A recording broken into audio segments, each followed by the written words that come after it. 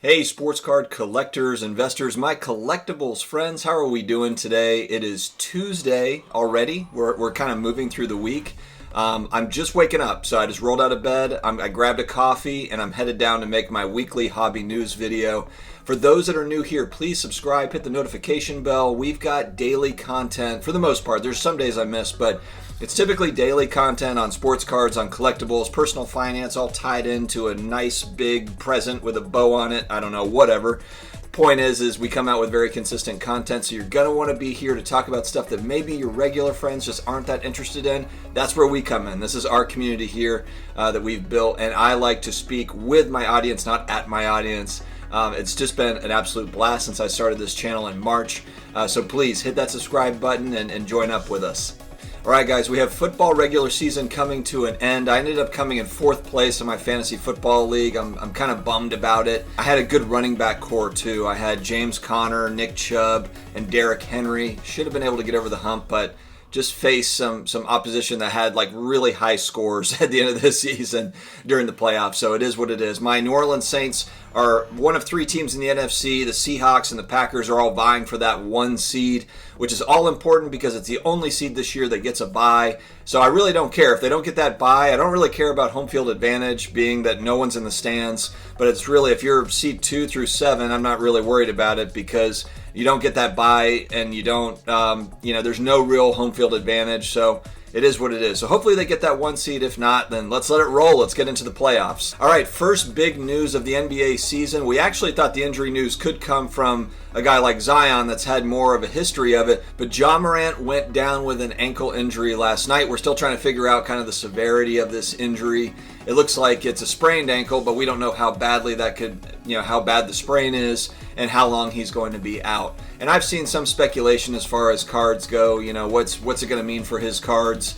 I really don't think it's going to mean a whole lot, to be honest. And for me personally, if it does mean that his prices dip, then I'm a buyer. I'm a buyer if the prices dip. I'll just put that out there because I do think that Ja Morant has got a nice long career ahead of him. And I do think that he's a solid NBA player. He was Rookie of the Year for a reason. And he started off this year kind of in the same way he ended last year. And I expect that to continue as he progresses throughout his career. So I think he's going to be a relevant player in the NBA over the next 3 to 5 years or longer. So for me, buying his cards, I have no problem buying into his cards. So if there is some sort of a dip for specific cards that I like, rookie cards for him, then I'll probably look to get into them. But I just don't see it happening. I don't see it happening. Even if he's out, maybe if he's out for 2 months or something, 2 or 3 months, maybe their focus will go elsewhere and maybe, prices come down a little bit. But I think for a lot of people, they'll hold.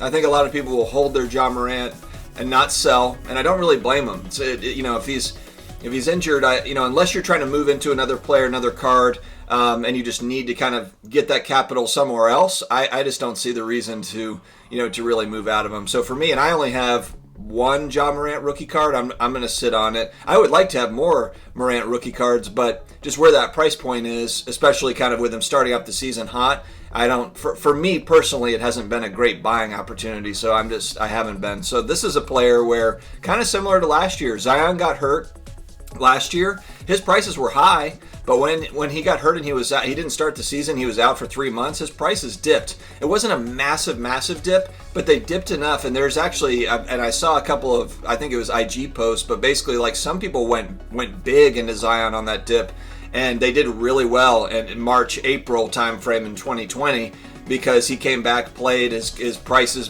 bounced back, and they sold off, and they did very well. So Ja Morant is a player that I like, and I don't see a lot of movement, but if there is movement, I expect people to buy in, and I will be one of them. If there's a big drop in his prices, I will be one of those people buying in.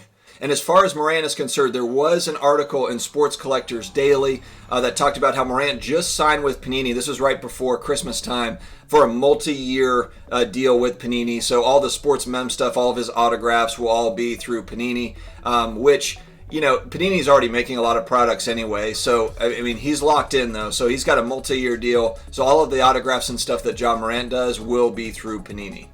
On that note, talking about the 2019 draft class, Sports Collectors Daily reports that a Zion 1 of 1, this is a flawless, 2019 flawless, Logo Man was pulled last Wednesday. I'm not sure exactly kind of when this article came out, but anyway, within the last couple of weeks, this Logo Man card was pulled. Think about this story. Okay, so this is somebody, and I don't buy into breaks, but I guess this is the dream. This is why people do buy into breaks. It actually makes sense to me when you watch this. When you look at this story and you see what happened here, this is the kind of the dream. Everyone goes into, the box break with this mentality, this hope. This is like Charlie getting the golden ticket to get into the chocolate factory type stuff. Okay, so somebody bought into a $7,000 flawless box, and they actually got a Logo Man Zion 1 of 1. Unbelievable card. What do? They got in touch with Golden Auctions, and Golden Auctions got it over to PSA, my understanding, or the guy or whoever, the breaker, somebody got it over to Golden Auctions on a one-day $5,000 fee submission. $5,000 for one-day service. Now, my question is did the guy or girl come up with that $5,000 up front, or did Golden, was there a deal that they would be reimbursed or something to pay for that? Because not everybody's got $5,000 to drop. Now, for a card like this, this card is expected, the article states it's expected to go for $750,000 or more. So, I'm sure you figure out how to come up with the money, but I was just kind of curious. I was thinking about that. Like, what if the person just didn't have the $5,000 for that service? But, they probably put on a credit card or something. Anyway, just part of the story that I thought was really interesting, that I was like, just thinking of myself going through this, trying to tell, my wife. Now, my wife, once she kind of learned of what the value, she'd be like, yeah, throw that on a credit card if needed. We'll figure it out. But, so anyway, it gets a 9. So 5, now, for a card like this, for a 1 of 1 Logo Man, the grade really doesn't matter. If it got a 4, it would still sell for a lot of money. But so it really doesn't matter if it was a 9 or a 10. But it goes to Golden Auctions starting January 8th. So just think about that turnaround. You're talking like within a week, 10 days, you're buying into a break, you get the mega card, and then literally that card is in auction, and it might, who knows, maybe it's $1 million card. Look at what all these RPAs have been going for. These, the Giannis and the LeBron stuff. There's big money going into Zion stuff. So who knows? I want to follow that auction though and see where that sells for, because that is the dream. That is the breaking dream. When you think, why are people putting money into breaks? This is the end result that they are looking for, hoping for, and it makes sense. All right, last up, there was a great article talking about Team Whistle, which is a sports entertainment company that essentially did kind of a survey, did a poll, did a study on the boom in sports cards and what's kind of led to it. It was a great article. Check it out in Sports Collectors Daily. But the main kind of driving theme behind why millennials have been buying into it is comfort. It's that, the security of, look, let's face it. There's been really nothing but bad news, in the news. And honestly, kind of, that's what sells, that's what sells. Bad news sells the news, not good news. And this year has been worse than most years with everything going on. So, it's an escape. This has been an escape for a lot of people that are new to the hobby. And then you have, sports shutting down. It really has been the perfect storm of events for sports cards, sports memorabilia, and just hobbies like that. You look at collectibles in general. It's not just sports cards. There's all sorts of different hobbies that people are getting back into, whether it be comic books, whether it be Pogs.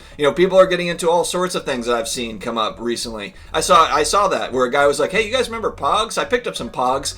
Stuff happens. People are going back to their nostalgic childhood times. They're thinking about, what makes me happy. And I'm one of those people. I got back into it, not this year. I got back into it 2.5 years ago. But this channel is part of that, is a culmination of, I started the channel to kind of find my tribe in a way. I'm already doing this. I'm already kind of, involved in these hobbies. Now it's time to kind of, join it all together and find like-minded people. That's what happened for me in 2020. And you see that. And the main kind of driver of that article, definitely check it out. But, comfort is the reason, why people have gotten into it, an escape from, the bad news of 2020, and just kind of, let's get back to some good times and think about some good things. So, thank you very much for joining me here, guys, today. This is a weekly show that I do, just hobby news that I do every week that I like to cover. So let me know your thoughts in the comments. One last question I have for you, too. I was just thinking about this as I was talking. I have not gotten packages from USPS for about 2 weeks, and I just checked. I randomly went checked kind of status, through eBay, and it says held at the post office. And I was wondering, typically I'll have a slip to go into the post office and say like, hey, I need to pick up my stuff. Is anyone had any success just going in and saying like, hey, here's my address? Has anyone had any success maybe bringing a utility bill or something into the post office to prove the address and saying like, hey, I've got stuff that's here? Maybe there's already 100 people in the line. I haven't been to the post office in the last couple of weeks, but I'm just curious if anyone has had any success with something like that, or if I just need to be patient and wait, and that's fine too. Let me know in the comments. Let me know your thoughts overall. And guys, thank you again for tuning in. Please hit that subscribe button, hit the notification bell, the likes, all of the stuff, and we will see you again soon. Take care.